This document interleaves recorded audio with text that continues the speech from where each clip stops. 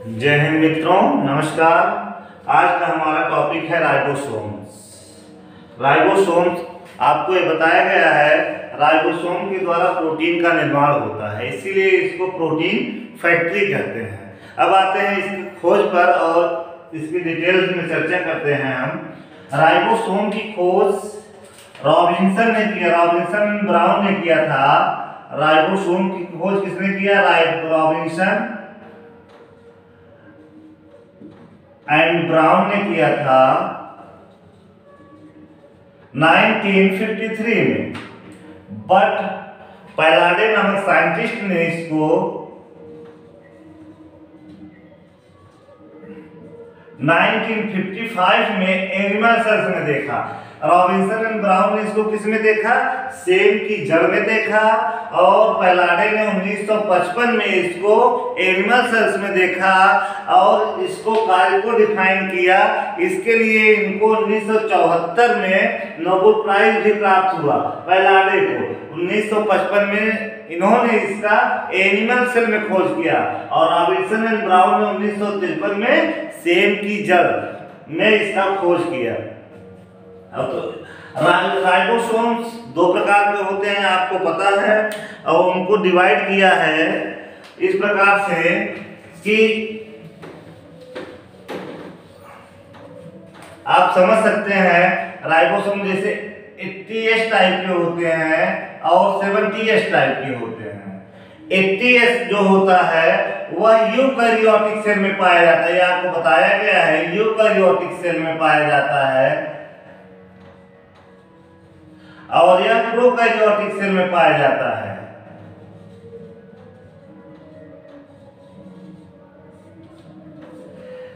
ATS का मतलब क्या हुआ? 80S जो होता है यूकैरियोटिक वेल डेवलप्ड एनिमल्स में पाया जाता है, मीन्स जो सूक्ष्मदर्शी से के बिना भी दिख जाते हैं, जो सूक्ष्मदर्शी के बिना भी दिख जाते हैं, उस जंतु एवं पादप पे 80S टाइप के आपके राइबोसोम्स पाए जाते हैं और 70S टाइप प्रोकैरियोटिक में पाए जाते हैं, जैसे बैक्टीरिया, ब्लू ग्रीन एल्गी में। ऐसे दो सेल ऑर्गेनेल्स हैं जो आपको बताया गया है, जिसमें 70S टाइप के राइबोसोम्स पाए जाते हैं। वे कौन से दो सेल ऑर्गेनेल्स हैं? आप जरा हमको बताइएगा कमेंट बॉक्स में जाकर के कि कौन से दो सेल ऑर्गेनेल हैं जिसमें 70S टाइप के राइबोसोम पाए जाते हैं, जिसे सेमी ऑटोनॉमस ऑर्गेनेल्स कहते हैं।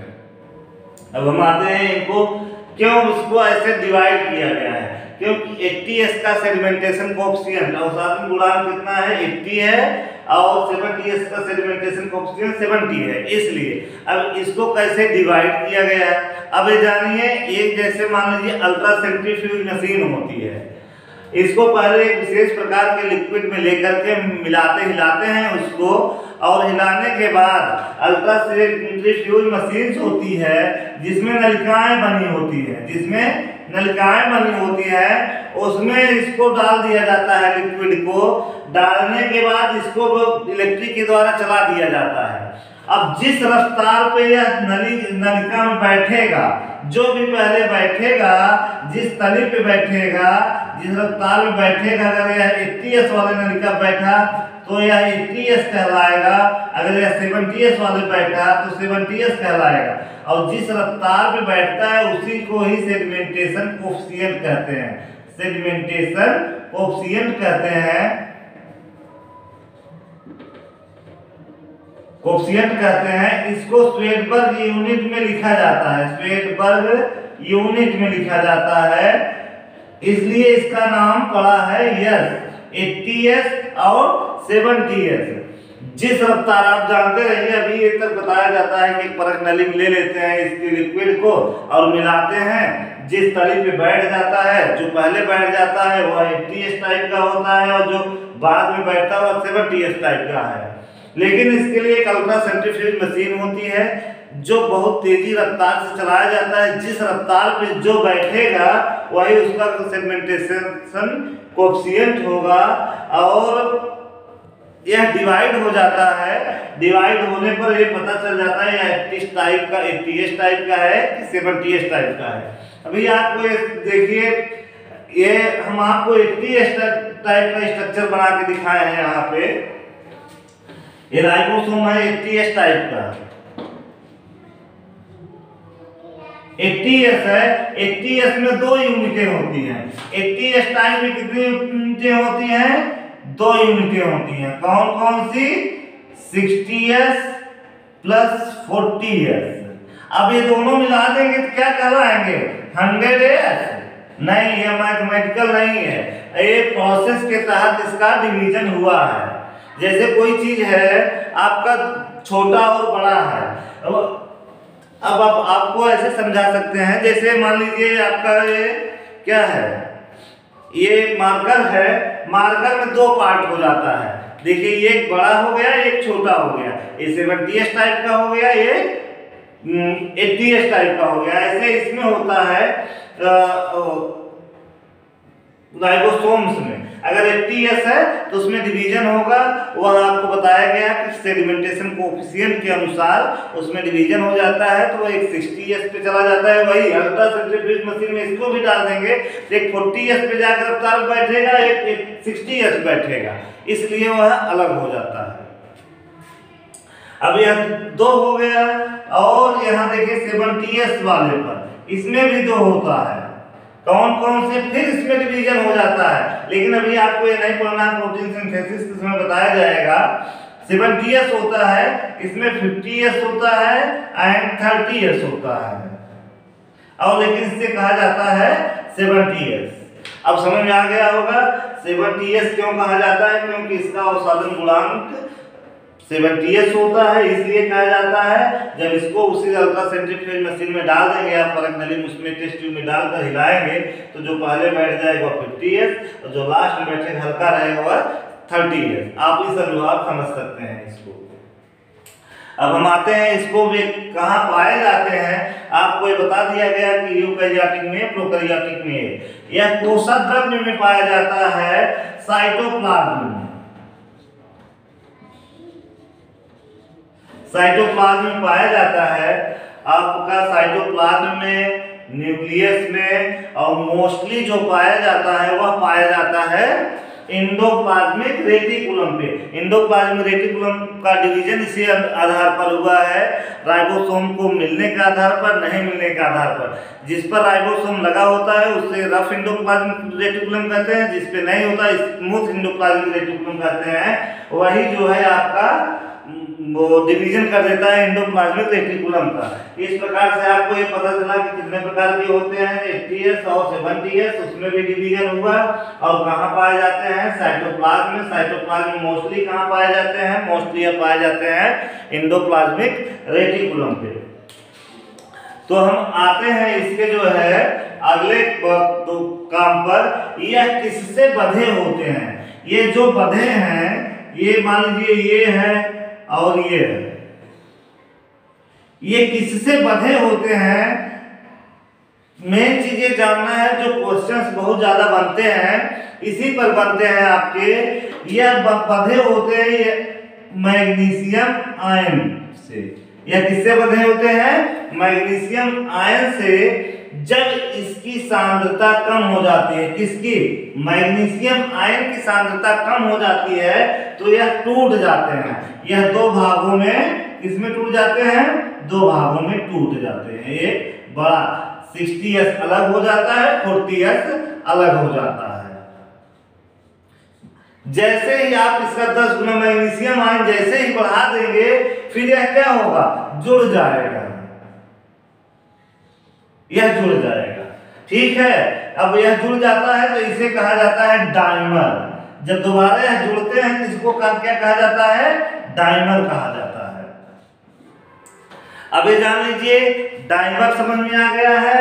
और अगला टॉपिक है, जब mRNA पर एक से अधिक राइबोसोम्स जुड़ जाते हैं तो उसे पॉलीराइबोसोम्स कहते हैं या पॉलीसोम्स कहते हैं।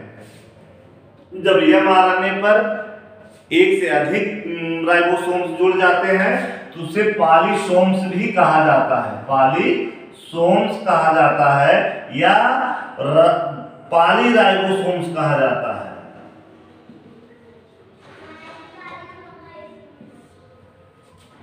ये समझ में आ गया, पॉलीराइबोसोम्स कहा जाता है। अब इसके हम कार्य पर आते हैं। अब किस पे आते हैं? कार्य पर। राइबोसोम्स का मेन काम है प्रोटीन सिंथेसिस करना, या प्रोटीन फैक्ट्री भी इसे कहा जाता है। राइबोसोम्स को प्रोटीन फैक्ट्री क्यों कहा जाता है? राइबोसोम्स को प्रोटीन फैक्ट्री इसलिए कहा जाता है, यहीं से स्टार्ट होता है प्रोटीन का निर्माण। प्रोटीन का निर्माण करने के लिए फर्स्ट ऑफ ऑल क्या होता है, न्यूक्लियस में आप जानते हैं डीएनए और आरएनए होते हैं। आरएनए जो होता है न्यूक्लियस में होता है आरआरएनए, राइबोसोमल आरएनए कहते हैं, वहीं से इसका निर्माण शुरू होता है राइबोसोम्स का। न्यूक्लियोलस से आपको सेल वाले चैप्टर में पढ़ाया गया है, सेल का जब आया था टॉपिक तो उसमें बता दिया गया था न्यूक्लियोलस में क्या रहता है, न्यूक्लियस में बताया गया है। तो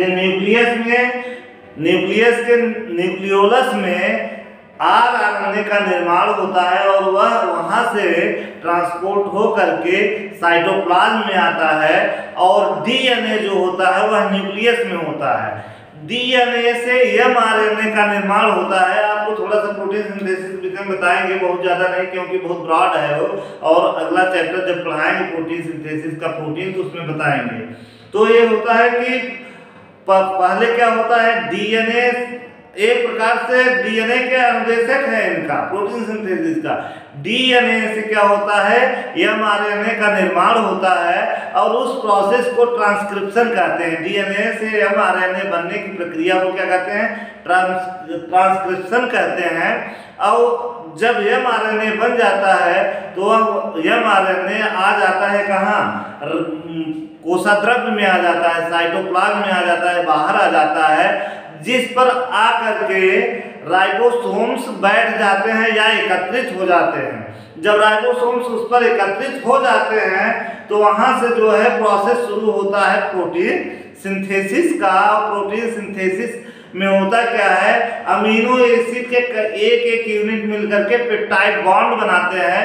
वह पेप्टाइड बॉन्ड पॉलीपेप्टाइड बॉन्ड में चेंज होता है, वही पॉलीपेप्टाइड बॉन्ड क्या होता है, प्रोटीन होता है। इस प्रकार से ट्रांसक्रिप्शन के द्वारा डीएनए से एमआरएनए बनेगा, और फिर ट्रांसलेशन होगा अमीनो एसिड का किसमें, प्रोटीन में। उस प्रोसेस को कहेंगे ट्रांसलेशन। तो ये होता है प्रोटीन सिंथेसिस का सिस्टम होता है, कैसे यह बनता है, और ये आपका राइबोसोम्स बनाता है। तो ये तो आपको हमें लगता है समझ में आ गया होगा कि राइबोसोम्स क्या है। राइबोसोम्स एंडोप्लाज्मिक रेटिकुलम पे पाया जाता है। हमें ये लगता है सबसे छोटा सेल ऑर्गेनेल जो है सही से वो तो राइबोसोम्स है। राइबोसोम्स प्रोटीन की फैक्ट्री कही जाती है क्योंकि प्रोटीन का निर्माण होता है। जब इसका आपको बता दिया गया सेगमेंटेशन कोएफिशिएंट, इसका डिवीजन कैसे हुआ है, और यह किससे जुड़ा होता है, मैग्नीशियम आयन के द्वारा जुड़ा होता है। जब उसकी सांद्रता कम होती है तो टूट जाते हैं, जब बढ़ जाती है तो जुड़ जाते हैं, उसे डाइमर कहा जाता है। जब एक स्ट्रैंड एमआरएनए के स्ट्रैंड पर जो है आपका कई राइबोसोम्स आके बैठ जाते हैं, एकत्रित हो जाते हैं, तो उसे पॉलीराइबोसोम्स कहते हैं। वहीं से स्टार्ट हो जाता है आपका प्रोटीन सिंथेसिस। ये इतना वर्क हुआ आपका राइबोसोम्स। अब छोटे छोटे और पड़े हुए हैं जो है सेल ऑर्गेनेल्स, तो उनके विषय में हम थोड़ा जो है चर्चा करेंगे क्योंकि अब टॉपिक खत्म करना है। मोस्टली जो है सेल ऑर्गेनेल हमने जो है पढ़ा दिया है। तो इसमें अगला जो है आपका एक लोमोसोम्स होता है। लोमोसोम्स छोटे छोटे सेल ऑर्गेनेल्स हैं, लोमोसोम्स, जो कभी कभी पूछे जाते हैं कहाँ पाए जाते हैं। लोमोसोम्स जो पाया जाता है वो आपका पाया जाता है, किसमें पाया जाता है, सेल वॉल एंड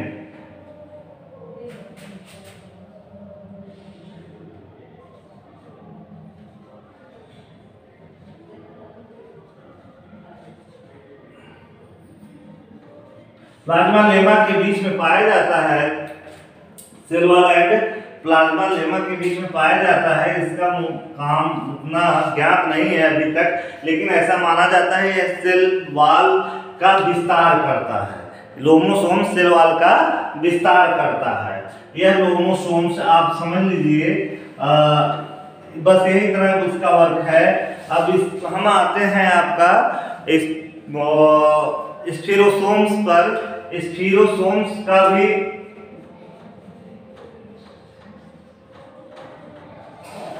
स्फीरोसोम्स क्या है? Spherosomes as a lysosome in plants. Animals में लाइसोसोम्स होता है, प्लांट्स में स्फीरोसोम्स होता है, बट इसका काम उससे बहुत डिफरेंस है। इसमें भी एंजाइम्स पाए जाते हैं, लेकिन इसका काम उससे डिफरेंट होता है। इसमें क्या होता है? फैट जो होता है उसका जो है निर्माण होता है। फैट का निर्माण होता है स्फीरोसोम्स के द्वारा। और इसका जो वर्क है, मोस्टली जो तेली पौधे होते हैं उसमें है पाया जाता है जो है।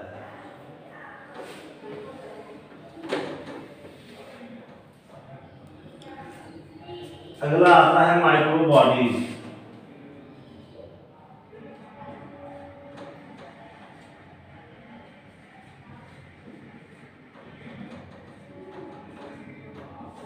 माइक्रोबॉडीज मतलब बहुत छोटे छोटे ऑर्गेनल्स होते हैं। Unit membrane, single membrane structures होते हैं। दो प्रकार के हैं आपके, दो प्रकार के हैं। कौन कौन से हैं? परऑक्सीसोम है, परऑक्सीसोम्स एंड ग्लाइऑक्सीसोम्स।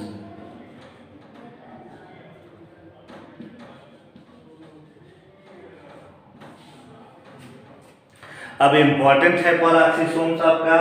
परऑक्सीसोम्स के विषय में हम बता रहे हैं। परऑक्सीसोम्स जो होते हैं यह जंतु एवं पादप कोशिकाओं दोनों में पाए जाते हैं, और इसमें फोटो रिस्पायरेशन होता है। C3 प्लांट होते हैं जिसमें जो है आपका फोटो रिस्पायरेशन होता है। C3 प्लांट आप जानते रहिए, इसके विषय में जब आपको बॉटनी पढ़ाई जाएगी तो जब अलग से तो बताया जाएगा। यह C3 प्लांट में पाए जाते हैं। इसमें फोटो रिस्पायरेशन होता है। और एनिमल्स में परऑक्सीसोम में हाइड्रोजन परऑक्साइड का निर्माण होता है। बहुत इंपॉर्टेंट है यह। Liver cells and kidney cells में पाए जाते हैं। Peroxisomes liver cells and kidney cells में पाए जाते हैं। लीवर सेल्स में, और दोनों का काम आपको पता है, बहुत इंपॉर्टेंट है लीवर एंड किडनी का। उसमें होता क्या है, जब मेटाबॉलिज्म होता है, उपापचय जब होता है, तो उसमें ये परऑक्सीसोम क्या करता है, इसमें दो टाइप के एंजाइम्स होते हैं। दो टाइप के कौन कौन से एंजाइम्स हैं आपके, हम बता रहे हैं। ऑक्सीडेज है एंड कैटालेज है। ऑक्सीडेज एनाबॉलिज्म करता है एंड कैटाबॉलिज्म करता है। अब समझिए, एनाबॉलिज्म बता दें। एनाबॉलिज्म मतलब कोई चीज क्या होती है, जुड़ना होता है। क्या होता है? जुड़ना होता है। मेटाबॉलिज्म दो प्रोसेस होते हैं, एक एनाबॉलिज्म, दूसरा कैटाबॉलिज्म। तो एनाबॉलिज्म में क्या होगा, जुड़ना होता है, ऑक्सीडेज एंजाइम होता है। कैटालेज से कैटाबॉलिज्म होता है। एनाबॉलिज्म में क्या होता है, ऑक्सीडेज के द्वारा वहां के ऑक्सीजन के अणुओं को लेकर के यह हाइड्रोजन परऑक्साइड बनाता है। कौन? एनाबॉलिज्म के द्वारा परऑक्सीसोम में। तो उसके बाद जब वो हाइड्रोजन परऑक्साइड बनाता है तो वह जानते हैं विषैला होता है, पॉइजनस होता है हाइड्रोजन परऑक्साइड। लेकिन उसका भी वर्क सेल में है, क्योंकि उससे कोरोजन नहीं होता है सेल का। लेकिन उसके बाद ही कैटालेज एंजाइम उसको तोड़ भी देता है, हाइड्रोजन परऑक्साइड को तोड़ देता है, जिससे डिटॉक्सिफिकेशन हो जाता है। कैटाबॉलिज्म प्रोसेस के द्वारा कैटालेज एंजाइम इसको तोड़ देता है, जिससे डिटॉक्सिफिकेशन हो जाता है। आप एक सबसे बड़ी इंपॉर्टेंट चीज ये है कि लीवर और किडनी की बात हो रही है। जब वो एल्कोहल पीते हैं लोग, तो यही परऑक्सीसोम्स जो होता है, यही बचाता है, उनकी डिटॉक्सिफिकेशन करता है, जिससे डैमेज ना हो सेल्स लीवर अदरवाइज किडनी आपकी ज़्यादा डैमेज ना हो। पर ऑक्सीसोम बचाता है कैटालेस एंजाइम के द्वारा उनके अणु को तोड़ देता है, जिससे वह जो है डिटॉक्सिफाई हो जाते हैं। कोई ड्रग्स लेता है तो उसको भी तोड़ने का काम यह करता है। तो यह इसका बहुत महत्वपूर्ण काम रहा जो है आपका पर ऑक्सीसोम का। अब हम आते हैं ग्लाइऑक्सीसोम। ग्लाइऑक्सीसोम भी सिंगल मेम्ब्रेनस स्ट्रक्चर है, सिंगल मेम्ब्रेनस स्ट्रक्चर है आपका।